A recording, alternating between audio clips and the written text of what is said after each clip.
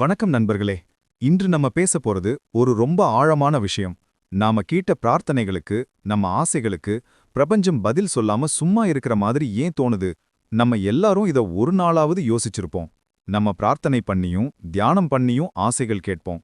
ஆனா அதுக்கு ரிசல்ட் வராம இருந்தா மனசு கேட்டும். பிரபஞ்சம் நான் சொல்றத கேக்குதா இல்லையா?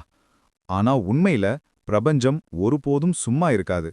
அது எப்பவுமே உங்க அதிர்வுகளுக்கே பதில் சொல்லிக்கிட்டே இருக்கும். பிரபஞ்சம் ஒரு பெரிய ரேடியோ சிஸ்டம் மாதிரி. எல்லா அலைவரிசையும் அதுல இருக்குது. ஆனா நீங்க சரியான சேனலை டியூன் பண்ணினால்தான் அந்த இசை உங்க காதுக்கு கேட்கும். அதே மாதிரி தான் நம்ம வாழ்க்கையும். பிரபஞ்சம் எப்பவும் பேசிக்கிட்டே தான் இருக்கு. ஆனா நம்ம அதோட ஃப்ரீக்வன்சில சரியா டியூன் பண்ணாம இருந்தா அந்த சத்தம் நமக்கு தெரியாது. நம்ம நெகட்டிவ் சிந்தனைகள், பயம், குழப்பம் இதெல்லாம் அந்த சத்தத்தை கவர் பண்ணிடும்.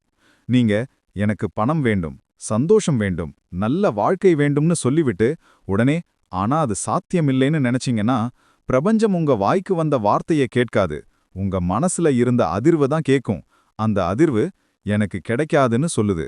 அதனால அதே நிலை தொடரும். அதனால தான் நம்ம ஆசைகள் பல நேரம் நடக்காம போகுது.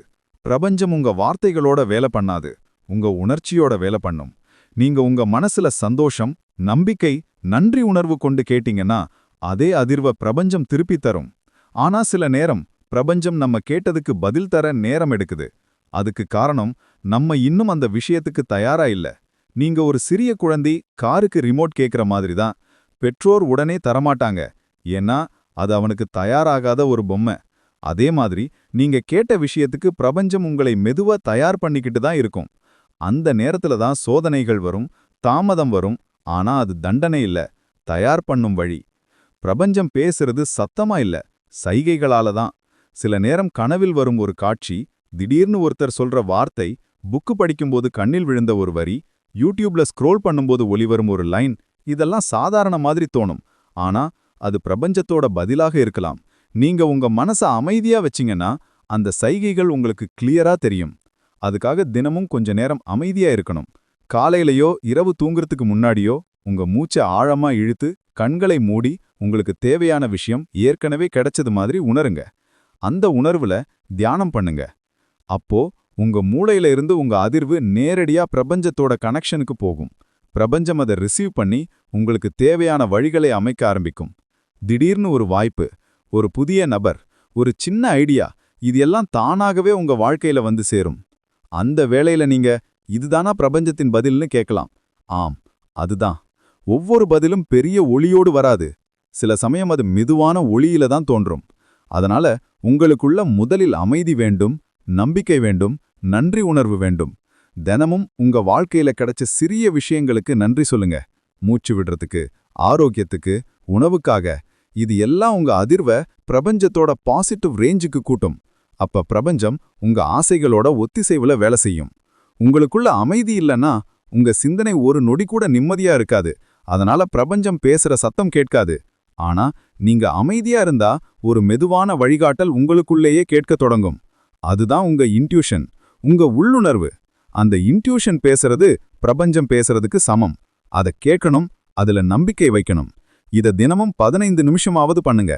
காலையில எழுந்ததும் முகத்தை கழுவி அமைதியான இடத்துல உட்கார்ந்து மூச்சை ஆழமா இழுத்து வெளியே விடுங்க. உங்க எண்ணங்களை நிம்மதியா எழுதுங்க. உங்களுக்குள்ள நெகட்டிவ் எண்ணங்களை குறிச்சு அவை உங்க வாழ்க்கையில வேண்டாம்னு மனசுல சொல்லுங்க. பிறகு வெளியே போய் இயற்கையை ரசிங்க. மரங்கள், பூக்கள், வானம், மழை, காற்று இதெல்லாம் பிரபஞ்சத்தின் நேரடி அன்பு. நீங்க இதுல நிம்மதி அடைஞ்சிங்கன்னா உங்க அதிர்வு பிரபஞ்சத்தோட அதிர்வோட ஒத்துசைவு அடையும். இரவு தூங்குறதுக்கு முன்னாடி இதே செயல்களை செய்யுங்க. டைரியில உங்க எண்ணங்கள், கனவுகள், ஆசைகள் எழுதுங்க. மனசை அமைதியாக்கி தியானம் பண்ணுங்க. அந்த அமைதி நிலையில தான் பிரபஞ்சம் பேசும். உங்களுக்கு கனவுகளா வரலாம், புதிய எண்ணங்களா வரலாம், திடீர்னு தீர்வுகள் தோன்றலாம். அப்போ உங்க வாழ்க்கையில ஒரு மாயம் மாதிரி மாற்றம் நடக்கும். பிரபஞ்சம் உங்க கூட பேசுறது உங்களுக்கு தெரிய ஆரம்பிக்கும். அது உங்க வாழ்க்கையே மாற வைக்கும். இத தினமும் பின்பற்றுங்க. நம்பிக்கையோட பண்ணுங்க. பிரபஞ்சம் எப்பவுமே உங்களோட பக்கம்தான் இருக்கு. நீங்க டியூன் பண்ணிட்டா போதும், அதோட ஒலி உங்களுக்குள்ளேயே கேட்க ஆரம்பிக்கும். அந்த ஒலி தான் உங்க வாழ்க்கைக்கு வழிகாட்டும் மெலடி. அதை கேளுங்க, அதை நம்புங்க. உங்களோட வாழ்க்கை நிம்மதியோட, மகிழ்ச்சியோட, நிறைவோட மாறும். இந்த வீடியோவை உங்க நண்பர்களுக்கும் ஷேர் செய்யுங்க. அவர்களுக்கும் உதவும். நன்றி நண்பர்களே. உங்களை மற்றொரு வீடியோவில் சந்திக்கிறேன். அதுவரை யூனிவர்ஸ் உங்களிடம் என்ன சொல்கிறது என்று கேட்டுக்கொண்டே இருங்கள்.